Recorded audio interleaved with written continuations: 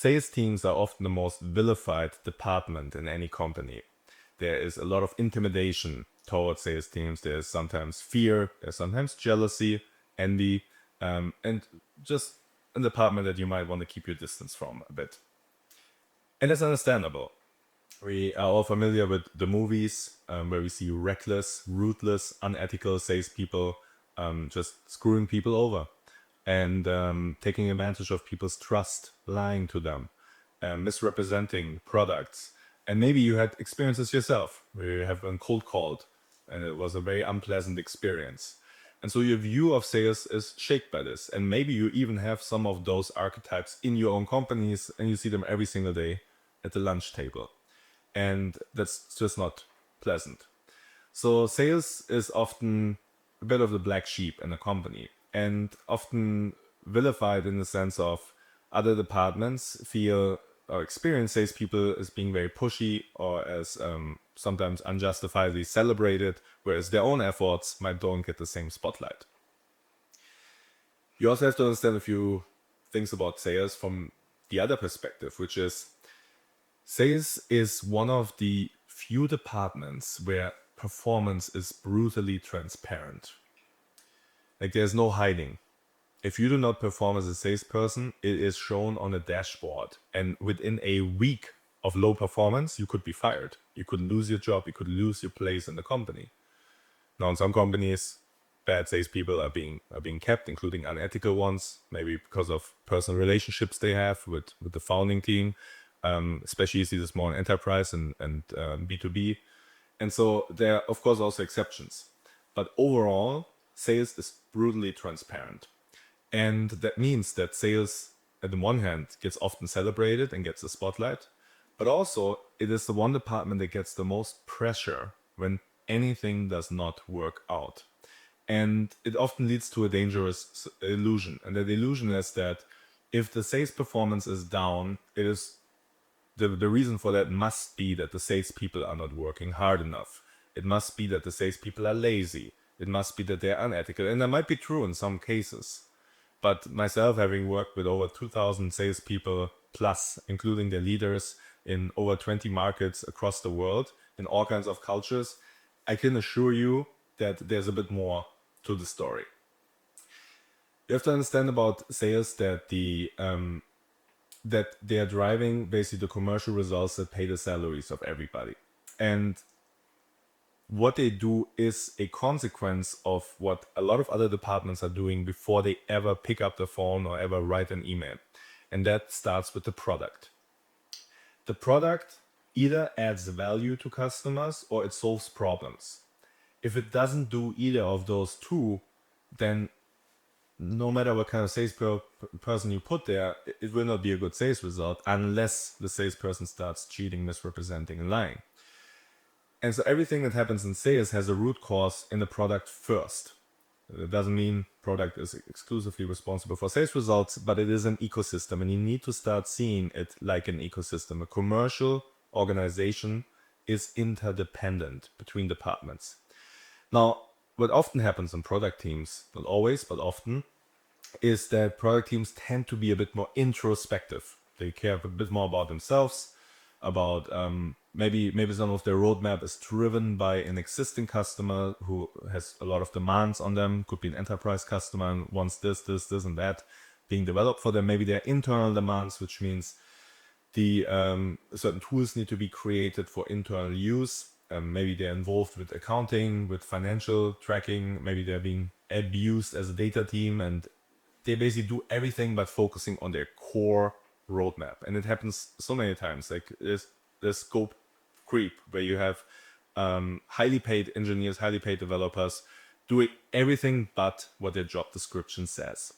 And now, if you, of course, demand now of the product team on top of that to scan the market, to understand the customers, to check out competitor products and see if what we're doing is actually adding value, solving problems in an ever-shifting landscape where, consumer preferences shift, competitors might make moves and move to a different model and offer the same thing at a more affordable rate. If the product team is not on top of this, and often they're not because they don't have the bandwidth, then there's already the first crack that will impact the sales results. The next step is, of course, marketing. Very obvious. Now, you will often see marketing and sales teams being engaged in turf wars with each other, and basically coming to their department heads, coming to meetings with reports proving their innocence, that they are not the problem but the other department. I will say something about this in a minute, but of course this has more to do with incentives and with how the revenue organization is designed than actually real personality conflicts. And so if marketing doesn't have a clear positioning, if marketing is incentivized by just creating volume of leads, then of course you could imagine that those leads are relatively of low quality. And you might think that marketing teams why would they do this? They also have professional pride. They of course want to bring quality. They want to show results. Absolutely, they have good intentions. But if the system incentivizes them to bring 8,000 leads every single month, and the only way of getting 8,000 leads is to lower the quality and just cast a broader net and just try to get anybody in who has a pulse on a credit card, then marketing is just doing what they need to do to keep their job, to not get fired, to not constantly get negative attention, because the system, or the way the system was set up, demands them to reach certain lead volume targets. Now, the different ways of designing it, right, including from actually incentivizing the marketing team for conversion rates and so forth, but that's a different story. And the next thing is the positioning in the first place, right? Like, sometimes companies are mispositioned in terms of the product that they're offering is in a very oversaturated market where there's a lot of very strong competition legacy. Now they come in as a startup. They don't really offer a unique competitive advantage. They may have one or two big enterprise customers that they got through personal connections, or also through, of course, proper sales work.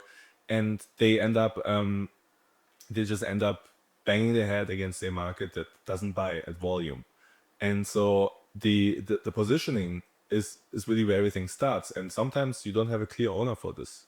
Sometimes it's the CEO who kind of takes it on, and which industry should we even be in. Sales teams often think a bit more tribal in that sense. They say, give me the leads, I convert them. I'm not the one in charge of the business strategy on which market to sell. They might have an opinion, but they're not responsible for that.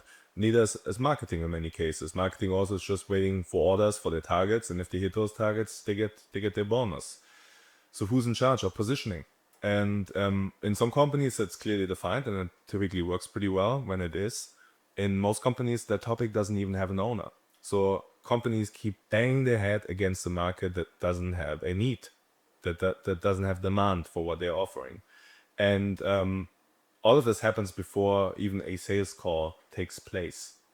Now, if once you get into sales, actually, and those leads come in, then of course you can talk about performance and incentive models for the sales team. You talk about training. Are those people trained? Are they selling ethically? But I would also argue here that you often found unethical behavior is also a systemic flaw. It's also a consequence of how the system is designed.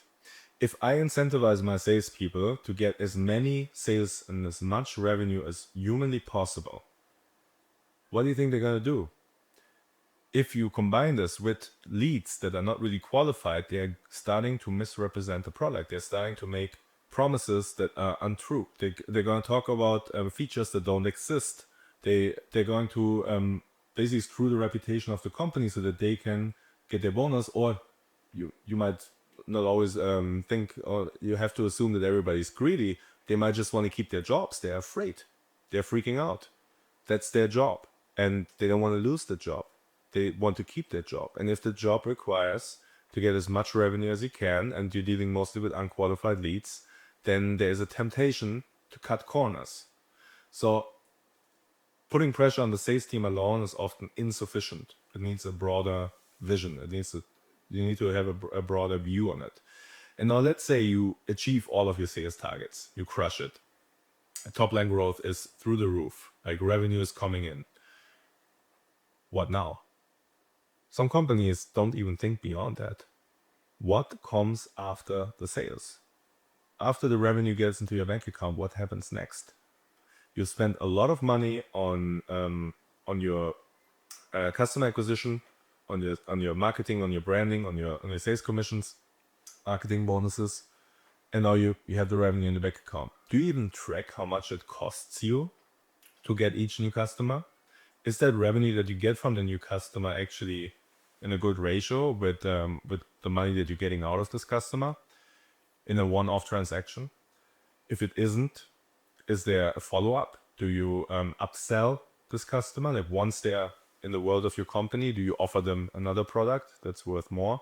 Do you renew them? Do you have a subscription model? Do you ask them for referrals even? Like what are you doing with the customer once they're in your world? Or do you just drop them and focus on getting more and more customers? And you'll be surprised how many companies are stuck in that loop of constant new customer acquisition with what happens after the sales almost being an afterthought. It's understandable where this is coming from. And the company had to spend years trying to find their product market fit and trying to get some traction. Then of course it's a great success that finally it works and finally we're getting revenue, finally we're getting customers. Of course now there's an overcompensation on really indulging in the success. But you can smash all of your sales targets and still be forced in a position where at the end of the month you cannot pay the salaries and you have to let go of a third of your company and you have to send those people home because you cannot afford them anymore. You have to move out of your fancy office in a prime location and go back to a co-working space. It's not just about revenue. It's about the retention, the upsells, and this also matters a great deal for enterprise value, for transferability to a new owner, for actually anybody cashing out on their shares and actually all the sweat equity that you gave to people where you told them I cannot pay your full salary, but you got shares. That only matters if at some point somebody buys the company or if it IPOs, but more realistically for most companies to be acquired. And so acquirers are looking into those things. Are those customers that are being acquired actually an ongoing source of revenue? If I take over that company, will I have a revenue flow that keeps going? And now maybe if I'm a strategic acquirer, meaning I'm somebody from the industry or I'm somebody who has a complementary product, can I sell my product to the same customers of the company I just acquired? And once you look into what happens after the sale, you also realize that now you look into lifetime value, right? Like how can I max that out beyond the first transaction? Now you also look into what is actually the ratio between my cost of customer acquisition and my lifetime value. Does it actually make sense, right? Am I losing on each customers? And you'll be surprised, many companies who have let's call it post-growth hangover, realize that all the growth that they did, all the great sales results led to a situation where they have to pay people to be customers because for every $100 revenue that they're getting, they are spending $150 in marketing and sales commission. As an example, in many cases, the volumes or the amounts are way higher than that. And you then go into the next level, which is, okay, if that looks bad, how do my cost of goods actually look like when I deliver the service, when I deliver the product?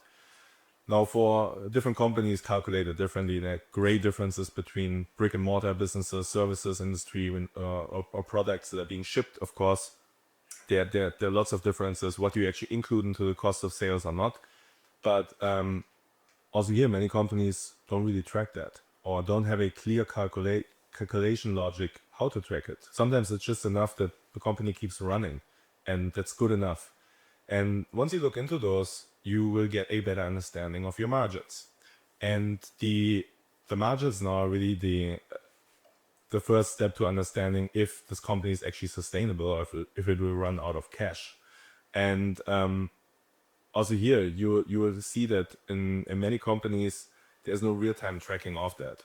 So all the focus that is on sales is, of course, very irritating to a lot of other people in the company, a lot of other departments who feel there's unjustifiably high commissions, for example, for those teams. They maybe earn double than what you earn, even though you're a senior developer or a senior marketing person. You see that they're often being celebrated as if they're the only ones driving the success of the company. And I hope you also understand a bit more why that is the case. Often because of this overcompensation of finally we got traction, finally we got product market fit. But we also need to understand that sales is a consequence of a lot of departments actually working with each other in conjunction as an ecosystem. And if they are set up against each other, it's often because of the design of the incentives and the guardrails what is accepted, what is not accepted in terms of behavior, but also what do people actually get money for or not. And if somebody is selling unethically, are they being fired? Is there performance review and termination, especially if it's happening repeatedly? And B, are they actually incentivized in terms of clawbacks? Like if they sell unethically, is money being deducted from them again for next month's commission? Or do they get incentivized actually for the MRR, for the monthly recurring revenue? If a customer stays for at least 3 months or 6 months, does the salesperson get their bonus then? They can incentivize them to sell differently. So there's a lot that goes into this. And ultimately, you also need to understand it doesn't stop at sales. It doesn't stop at revenue. There's a lot that happens after sales and after revenue. There is our lifetime value, what happens with those customers after their first transaction. There is our cost. There are our costs. What does it cost us actually to deliver the service? And what are our margins? And all of those are long-term metrics. They go beyond the optics, go beyond we just moved into a new office. We are now covered in 4 different magazines with our company. We have a month-over-month top-line growth of 10%. All of this is great, but it doesn't tell me a lot about the survivability of a company. And I've seen it so many times in practice. Sales often becomes the scapegoat in terms of if something doesn't work, sales needs to fight harder. If the margins are down, if things are not, if the company is facing financial fears, financial risks, sales needs to sell more. Yes, that's one angle, but there is a whole ecosystem that needs to work together to create the commercial results. And sometimes it's not more revenue. Sometimes it's cost restructuring, proactive cost restructuring before you're being forced into reactivity. Maybe you don't need to hire that superstar VP of sales that takes 6-figure compensation package each year. Maybe you do not need to hire another 10 sales agents in a certain market, but you maybe just want to focus on streamline the processes and actually professionalize the existing team. So there's a lot that goes into creating the commercial results, and the focus or attention that's being given on sales is most of the time, either if it's negative or positive attention, is not always fully warranted, because the company needs to work together as an entire ecosystem, and each function within that ecosystem has its role to play for the success of the overall company.